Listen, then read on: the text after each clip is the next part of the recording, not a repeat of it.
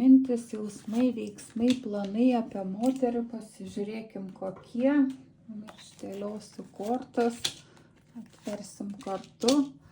Ir kas ieškot atsakymų ir neranda, tai kviečiu į asmeninės sesijas.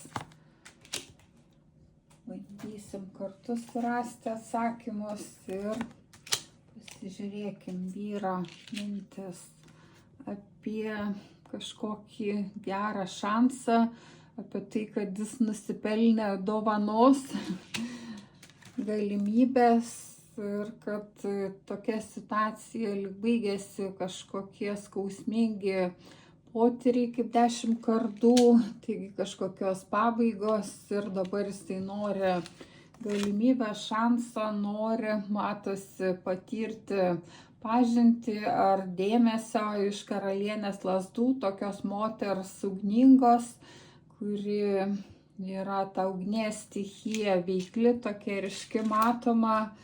Ir kad jis taip pat yra karalius lazdų, taigi pora, ta pati stichija ugnies dabar abiejų.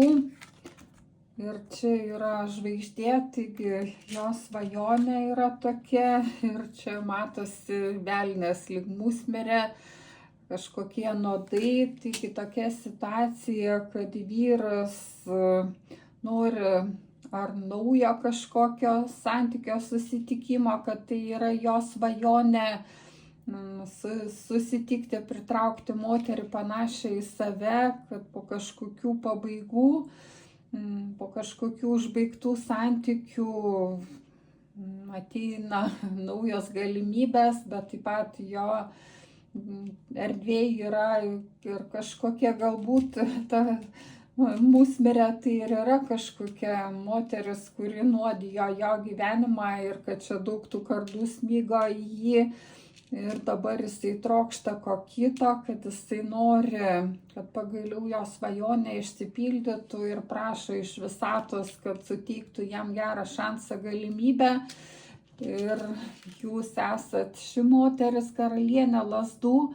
Taigi jis nori pakviesti jūs kavos arbatos puodelio ir kad matosi, turi jis rimtų planų, didelių svajonių, kad tiesiog nebenori grįžti tenai, kur buvę. Ir čia įvairios situacijos, kai vyras vos tik tai palikęs kažkokią moterį po ilgesnio ar trumpesnio laiko vėl trokšta naujų santykių, romantikos.